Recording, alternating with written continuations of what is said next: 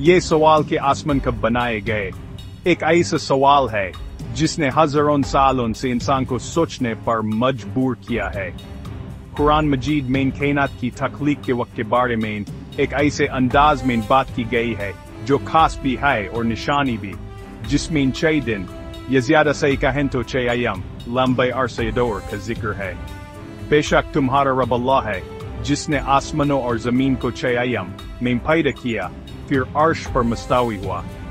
कुरान यूनुस 10:3। ये समझना बहुत जरूरी है कि ये दिन जरूरी नहीं कि हमारे जमीन के 24 घंटों वाले दिन हों, क्योंकि जमीन पर दिन का तस्वुर तो तब शुरू हुआ जब जमीन खुद बनी और उसने घूमना शुरू किया। ये अल्लाह के मुकर्रर किए हुए अरसे हैं जिनकी सही लंबाई सिर्फ अल्लाह ताला ही जानता है। तख्लीक के ये मरहले या दौर आज की साइंस की समझ से भी मिलते जुलते हैं, जो ये बताती है कि कायनात बहुत लंबे अरसे में बनी है, बिग बैंग के पहले नुक्ते से लेकर आज की इन पेचीदा चीजों तक जो हम देखते हैं। कुरान के ये बयान जो 1400 साल पहले नाजिल हुआ, एक ऐसा खाका पेश करता है जो हैरत अंगेज तौर पर इस ख्याल से मिलता है कि कायनात अल्लाह की रहनुमाई में आहिस्ता आहिस्ता बनी है। जोर इस बात पर नहीं है कि इंसानी हिसाब से कितना वक्त लगा, बल्कि तख्लीक के इस काम की तरतीब और मकसद पर है। ये तख्लीक ऐसी नहीं थी कि चुटकी बजाते ही हो गए, बल्कि एक सोचा समझा अमल था जो अल्लाह ताला की हिकमत और बेहतरीन बांदी को ज़ाहिर करता है। कुरान मजीद में आसमान और जमीन के अलग अलग बनने से कायनात की हालत का भी जिक्र है, जिसमें बताया गया है कि वो दोनों एक जुड़ी हुई चीज थे जो बाद में अलग किए गए।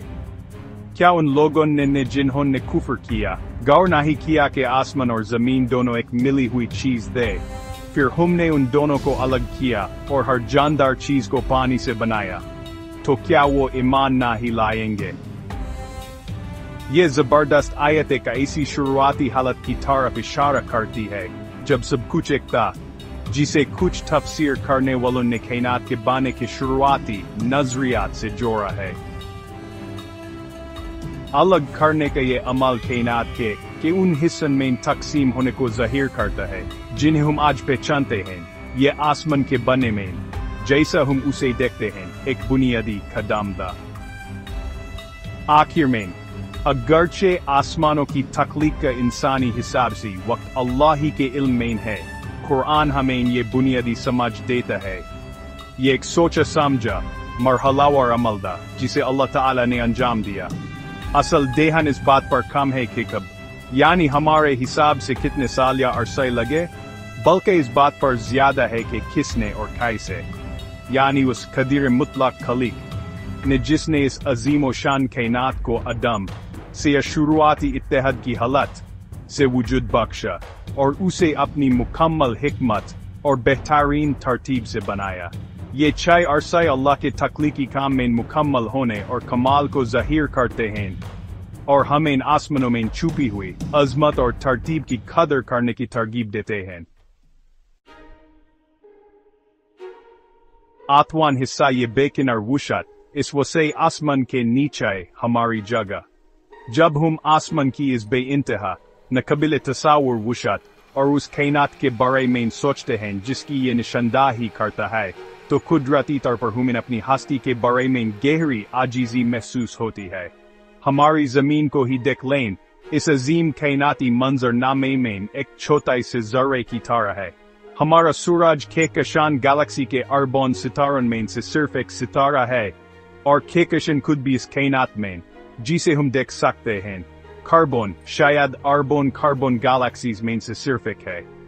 इनमें से हर गैलेक्सी में बेशुमार सितारे हैं और बहुत से सितारों के गिर्द शायद उनके अपने सैयारों के निज़ाम भी हैं। इतनी अकल को चक्कर देने वाली वुशत के सामने हमारी अपनी जिंदगियां, हमारे शहर, यहाँ तक कि हमारी पूरी जमीन भी बहुत छोटी और फानी लग सकती है, लेकिन इस एहसास का मतलब हमारी अहमियत को कम करना नहीं, बल्कि हमारे देखने के अंदाज को सही करना है। ये समझना है कि अगरचे हम जिस्म के लिहाज से इस कायनात के मुकाबले में छोटे हैं, लेकिन हमें शऊर, अकल और ऐसी रूह दी गई है जो इस अजमत को समझ सकती है और उसकी कदर कर सकती है। कुरान मजीद अक्सर इस कायनात की वुसअत का जिक्र करता है ताकि इंसान को अल्लाह ताला की लामहदूद कुदरत और इल्म याद दिलाया जा सके।